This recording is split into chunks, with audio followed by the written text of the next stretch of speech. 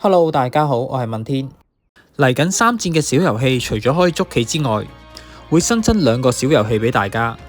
分別有文又有武。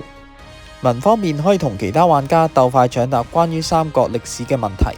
俾大家更深入了解歷史之餘，仲會根據排名拎到限定嘅稱號同埋獎品。至於武鬥方面，雙方玩家會進行1對1對戰，首先會有4個共用武將，然後再喺大池入邊輪流揀武將，之後用嚟組隊。個情況有少少似德州撲克，唔同嘅地方就變咗手上嘅牌由隨機派發變咗做可以自己揀。喺揀武將嘅時候，同時間亦都可以睇下對方揀咗咩武將，然後部署自己嘅組隊，可以針對翻對方。如果自己揀晒想要嘅武將，亦可以估下對方想要啲乜嘢，然之後可以搶咗對方嗰個武將，唔俾對方揀，等佢組唔到。咁喺雙方揀完武將之後，就會進入組隊階段，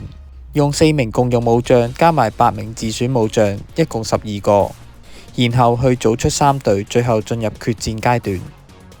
贏咗之後會獲得分數，喺結算嘅時候會根據翻排名獲得稱號同埋獎勵。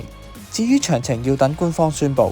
今集暫時分享到呢一度，多謝大家支持，下集見。